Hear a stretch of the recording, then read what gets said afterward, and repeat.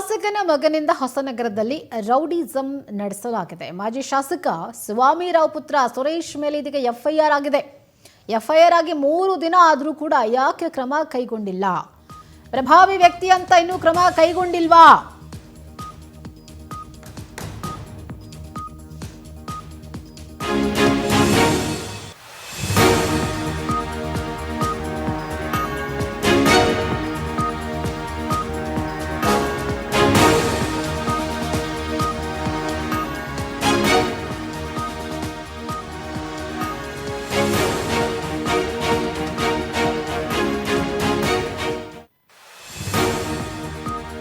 ನಡೆದಿದೆ.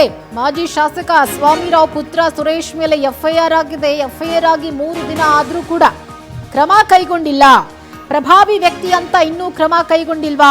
ಹಲ್ಲೆ ಮಾಡಿದವನ ವಿರುದ್ಧ ಯಾಕೆ ಕ್ರಮ ತಗೊಳ್ಳೋಕೆ ಹಿಂಜರಿಕೆ? ರಾಜಕಾರಣಿಗಳಿಗೆ ಒಂದು ನ್ಯಾಯ, ಸಾಮಾನ್ಯರಿಗೊಂದು ನ್ಯಾಯವಾ? ಮಾಧವ್ ಶೆಟ್ಟಿ ಎಂಬಾತನ ಮೇಲೆ ಸುರೇಶ್ ಗೂಂಡಾಗಿರಿ ಮಾಡಿದ್ದು ಸರಿನಾ? ಹೊಸನಗರ ಪೊಲೀಸ್ ಠಾಣೆಯಲ್ಲಿ ಪ್ರಕರಣ ದಾಖಲಾಗಿತ್ತು. ಮಾಜಿ ಶಾಸಕನ ಪುತ್ರನನ್ನ ಕೂಡಲೇ ಅರೆಸ್ಟ್ ಮಾಡಿ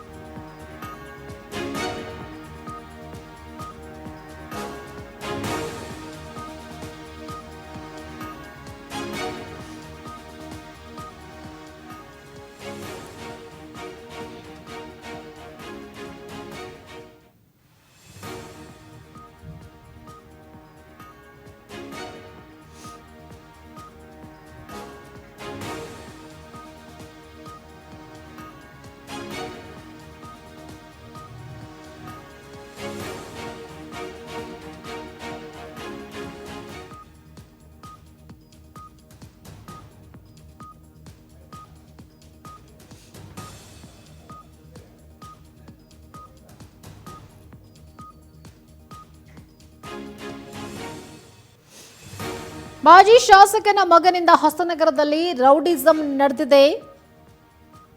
ಮಾಜಿ ಶಾಸಕ ಸ್ವಾಮಿರಾವ್ ಪುತ್ರ ಸುರೇಶ್ ಮೇಲೆ ಎಫ್ಐಆರ್ ಕೂಡ ಆಗಿದೆ. ಆದರೆ ಎಫ್ಐಆರ್ ಆಗಿ 3 ದಿನ ಆದರೂ ಕೂಡ ಆತನನ್ನು ಪೊಲೀಸರು ಅರೆಸ್ಟ್ ಮಾಡಿಲ್ಲ.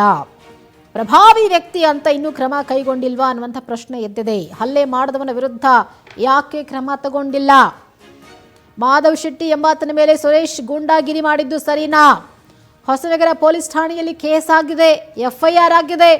ಮಾಜಿ ಶಾಸಕನ ಪುತ್ರ ಅಂಥೇಳಿ ಅವ್ರ ಮೇಲೆ ಏನು ಆಕ್ಷನ್ ತಗೊಳ್ಳದೆ ಬಿಟ್ಬಿಟ್ರ? ಹಾಗಿದ್ರೆ ರಾಜಕಾರಣಿಗಳಿಗೆ ಒಂದು ನ್ಯಾಯ, ಸಾಮಾನ್ಯರಿಗೊಂದು ನ್ಯಾಯವ? ಹಾಗಿದ್ರೆ ಇದೇ ಹಲ್ಲೆ ಬೇರೆ ಯಾರಾದರೂ ಮಾಡಿದ್ರೆ ಇಷ್ಟೊತ್ತಿಗೆ ಅವ್ನು ಕಂಬಿ ಎಣಿಸ್ತಾ ಇದ್ದ, ಅಷ್ಟರ ಮಟ್ಟಿಗೆ ಪೊಲೀಸ್ನವರು ಅಲರ್ಟ್ ಆಗ್ತಾ ಇದ್ರು. ಆದರೆ ಮಾಜಿ ಶಾಸಕನ ಪುತ್ರ ಅನ್ನೋ ಕಾರಣಕ್ಕಾಗಿ ಏನಾದರೂ ಪೊಲೀಸ್ನವರು ಆತನನ್ನು ಅರೆಸ್ಟ್ ಮಾಡ್ಲಿಕ್ಕೆ ಹಿಂದೇಟು ಹಾಕಿದ್ರಾ? ಇದು ಸಾರ್ವಜನಿಕ ವಲಯದಲ್ಲಿ ಎದ್ದಿರುವಂಥ ಪ್ರಶ್ನೆ. ರಾಜಕಾರಣಿಗಳಿಗೊಂದು ನ್ಯಾಯ, ಸಾಮಾನ್ಯ ಜನರಿಗೊಂದು ನ್ಯಾಯವಾ? ಅಷ್ಟನ್ನು ಮಾಡೋ ಹಂಗಿಲ್ಲ. ಈ ಸಮಾಜ ಇರೋದೇ ಹಾಗೆ. ರಾಜಕಾರಣಿಗಳ ಮಕ್ಕಳು ಏನಾದರೂ ತಪ್ಪು ಮಾಡಿದ್ರೆ ಅವ್ರ ಮೇಲೆ ಆಕ್ಷನ್ ತಗೊಳ್ಳೋಕೆ ಪೊಲೀಸ್ನವರು ಹಿಂದೆ ಮುಂದೆ ನೋಡ್ತಾರೆ. ಅದೇ ಕಾಮನ್ ಪೀಪಲ್ ಏನಾದರೂ ಕ್ರೈಮ್ ಮಾಡಿಬಿಟ್ರೆ ಇಮಿಡಿಯೇಟ್ ಆಗಿ ಹುಡುಕೊಂಡೋಗಿ ಅರೆಸ್ಟ್ ಮಾಡಿಬಿಡ್ತಾರೆ. ಈಗ ಈ ಕೇಸ್ನಲ್ಲೂ ಆಗಿರೋದೇ. ಮಾಜಿ ಶಾಸಕನ ಪುತ್ರ ಅನ್ನೋ ಕಾರಣಕ್ಕಾಗಿ ಈ ಬಗ್ಗೆ ಮಾತನಾಡಲಿಕ್ಕೆ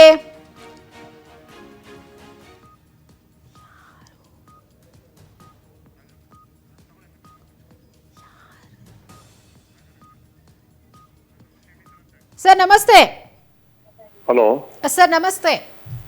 ನಮಸ್ಕಾರಮ್ಮ. ಸರ್, ಈ ಸ್ವಾಮಿರಾವ್ ಪುತ್ರ ಸುರೇಶ್ ಮೇಲೆ ಎಫ್ಐಆರ್ ಆಗಿದೆ.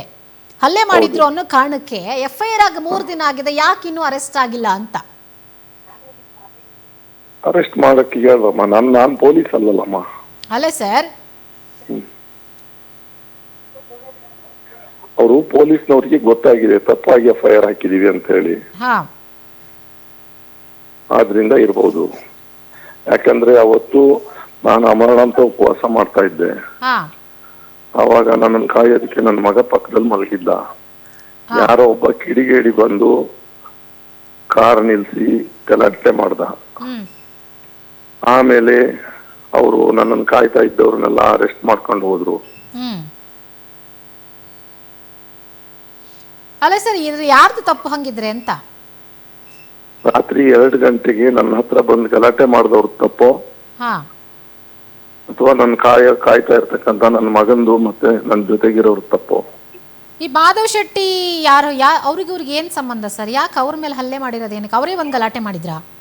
ಅವನು ಅಧಿಕಾರಿಗಳು ಒಂದಷ್ಟು ಜನ ಅವತ್ತು ಯಾರ್ದೋ ಗೆಸ್ಟ್ ಹೌಸ್ ನಲ್ಲಿ ಕುಡಿತಾ ಇದ್ರಂತೆ. ಹಾ, ಕುಡಿದು ರಾತ್ರಿ ಅವರೆಲ್ಲ ಪ್ಲಾನ್ ಮಾಡಿ ನನ್ನ ಅಮರನಾಥ ಉಪವಾಸಕ್ಕೆ ಧಕ್ಕೆ ಬರಬೇಕು ಅಂತ ಹೇಳಿ ರಾತ್ರಿ 2 ಗಂಟೆಗೆ ನಾನ್ ಮಲ್ಕೊಂಡಿರೋ ಜಾಗಕ್ಕೆ ಬಂದು ಗಲಾಟೆ ಮಾಡಿರೋದವ್ರು. ಆ ಟೈಮ್ನಲ್ಲಿ ಇವ್ರು ಎಲ್ಲಿದ್ರು ಸರ್? ಸ್ವಾಮಿರಾವ್ ಸರ್, ಸುರೇಶ್ ಅವ್ರು ಎಲ್ಲಿದ್ರು? ನನ್ನ ಪಕ್ಕದಲ್ಲೇ ಮಲಗಿದ್ದ. ಹಾ, ನಿಮ್ ಜೊತೆ ಇದ್ರು, ಆದ್ರೆ ಅವ್ರ ಮೇಲೆ ಹಲ್ಲೆ ಮಾಡಿರೋದು ನಿಮ್ ಮಗ ಅಲ್ಲ. ಅವ್ರು ಹಲ್ಲೆ ಮಾಡಿದ್ದ ಅವರಮ್ಮ, ಅವ್ರು ಬಂದು ಗಲಾಟೆ ಮಾಡಿದ್ದು ಮಾಧವ್ ಶೆಟ್ಟಿ ಅನ್ನೋರು. ನಾನು ಕಂಪ್ಲೇಂಟ್ ಕೊಟ್ಟೆ. ನನ್ನ ಕಂಪ್ಲೇಂಟ್ ಅನ್ನ ತಗೊಂಡಿಲ್ಲ, ಅವ್ರ ಮೇಲೆ ಏನೂ ಕ್ರಮ ತಗೊಂಡಿಲ್ಲ. ನನ್ನ ಮಗ ಮತ್ತೆ ಜೊತೆಗಾರರ ಮೇಲೆ ಕೇಸ್ ಹಾಕಿದ್ದಾರೆ, 2 ಜನ ಜೈಲಿಗೆ ಕಳ್ಸಿದ್ದಾರೆ. ನನ್ನ ಉಪವಾಸ ಸತ್ಯಾಗ್ರಹ ತಡೆಯೋದಕ್ಕೆ ನನಗೆ ತೊಂದರೆ ಕೊಡೋದಕ್ಕಾಗಿ ಇದೆಲ್ಲ ಕೃತ್ಯ ಮಾಡಿದಾರಮ್ಮ.